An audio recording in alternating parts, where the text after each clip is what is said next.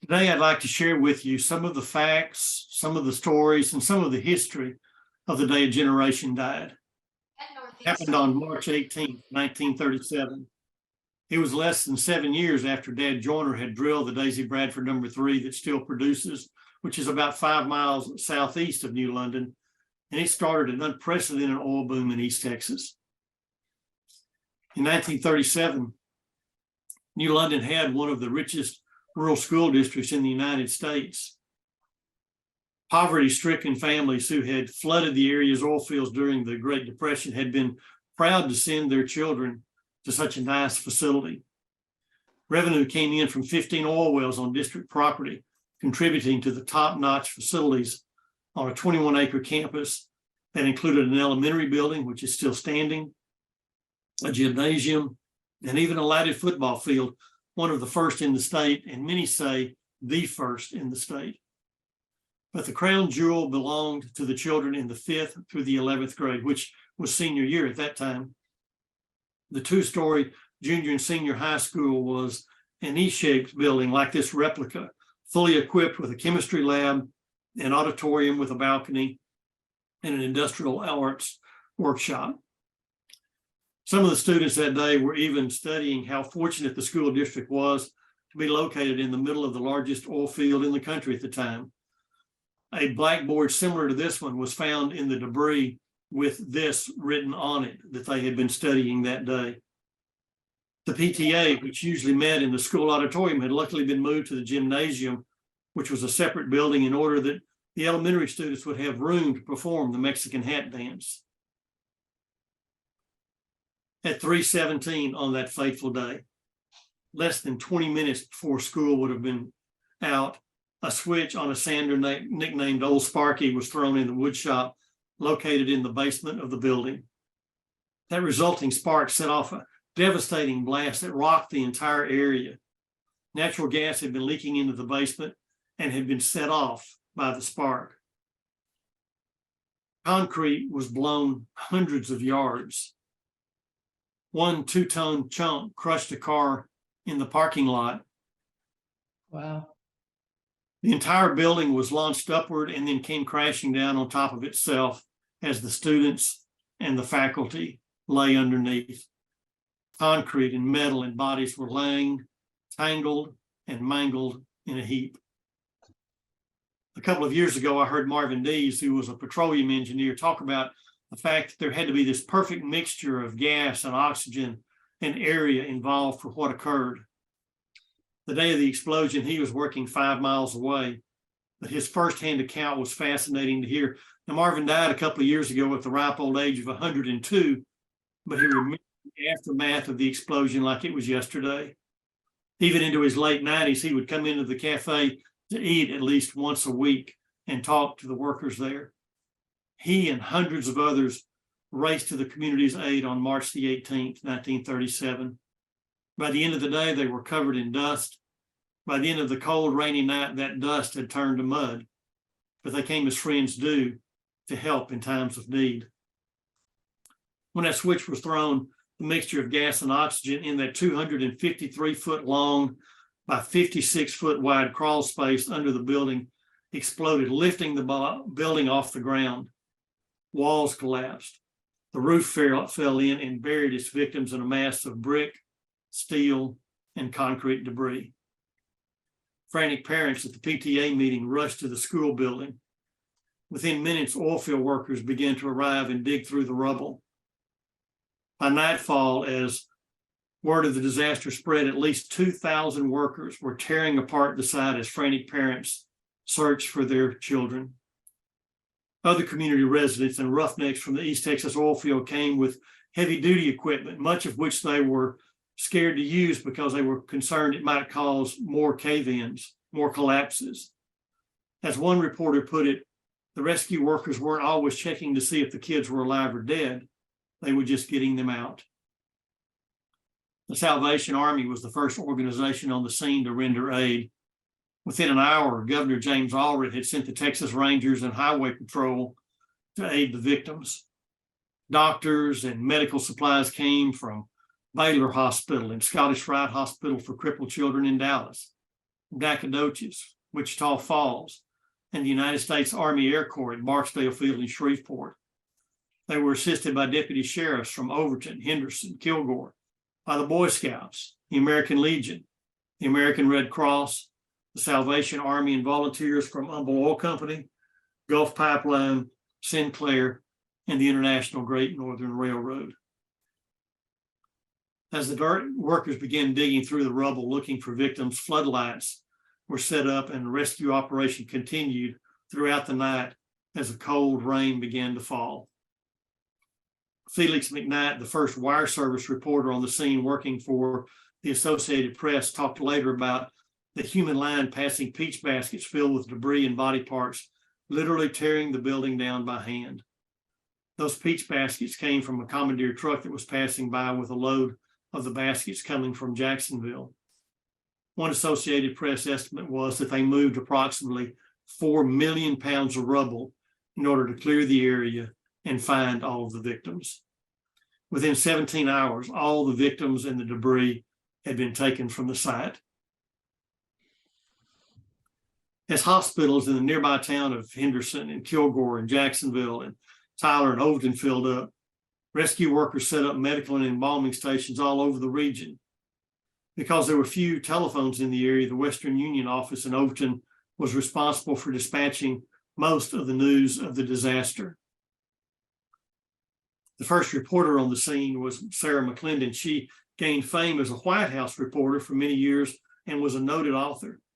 At the time of the explosion, she was a reporter for the Tyler Morning Telegraph. She had been active in getting Mother Frances Hospital there in Tyler built and had slipped off to the beauty shop that afternoon of March 18th to be ready for the grand opening ceremonies for the hospital the next day, a grand opening that never took place, as the hospital opened a day early to start accepting the injured from New London. That was an act of mercy that those of us in New London can never repay, and us and what is now Christus Trinity Mother Frances Hospital are always linked. When Sarah returned to the office, people were standing around stunned, and she grabbed her photographer and she raced to the scene and saw sights like this crumpled trophy that you see. In one of her books, she would write, "It was my first big scoop, but as painful a story as I have ever covered." Another reporter recently hired by the United Press was temporarily working in Dallas as editor of the State Wire. He was in the process of closing the wire down that afternoon when 3 bells rang and his coded message came across from Houston. But he didn't want to take the time to translate it, and he just continued his close down procedures. And then the bell rang again frantically, and a clear message, "Don't close this line," came across. He and the Dallas bureau manager took off immediately for New London, where he stayed for 4 days, seldom eating or sleeping, working out of a temporary bureau set up in that Western Union office. 40 years later, the scenes would remain vivid in his mind. Those floodlights they set up, and the big oil field cranes, and men moving like a colony of ants climbing up and down the pile of debris, digging with their bare hands. Grief was everywhere. He would later say that a news reporter's duty can sometimes be difficult, that it's not easy to approach someone in such distress to seek answers to the questions that need asking. It was never a problem, he said, that bothered the public until television came along. But now that reporters can be seen asking those questions, the public perceives insensitivity. He said there's a perfectly rational excuse. Stories change with each retelling. The accuracy of a story is in direct relation to how soon after the event is recorded. Thus, I talked to the superintendent. Of course, his name was Walter Cronkite, and in his later years, he would say this was still the worst disaster that he had ever covered. As the news spread around the world, some with very inaccurate information, as we saw on those headlines from those newspapers a few slides back. President Franklin D. Roosevelt issued a statement asking for the Red Cross and all government agencies to render assistance, and world leaders, including Adolf Hitler, paid their respects via telegram. That's weird. It is, it really is, but again, there's a copy of it. That's really weird.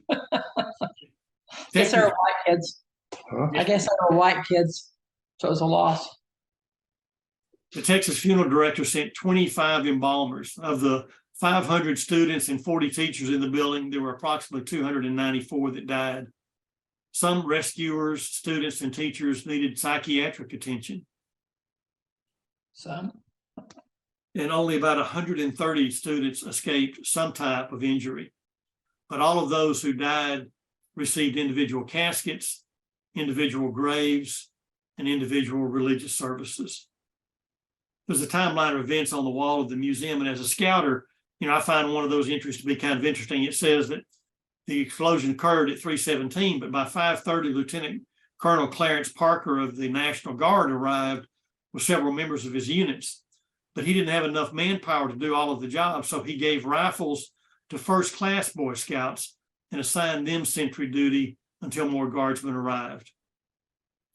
According to reports, there were some 600 scouts that came and performed some type of duty during the rescue, recovery, and demolition stages after the explosion.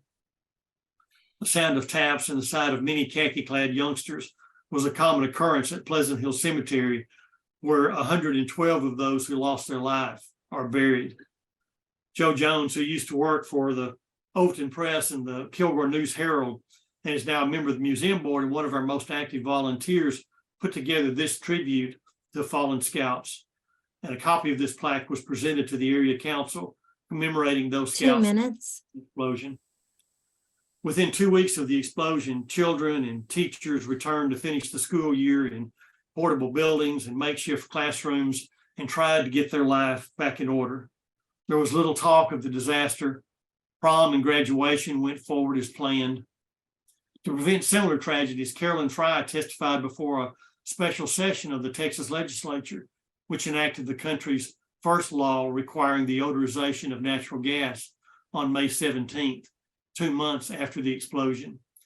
Yet there were a lot of hard feelings remained as the district rebuilt the school in front of the previous site. The superintendent, Mr. W.C. Shaw, was brought into court time and time again, and he was acquitted each time. But still, a lot of people blamed him for switching to the natural gas, and they wanted to tar and feather him. He had a burden no one else had, and eventually had a nervous breakdown. He and his brother both lost their youngest children. Eventually, he resigned and left town. Reverend Jackson from the Methodist Church in New London conducted over 80 funerals over the next several days. One longtime volunteer at the museum, Gracie Sands, used to tell that she went to a funeral at Pleasant Hill Cemetery, and while she was there, she attended 23.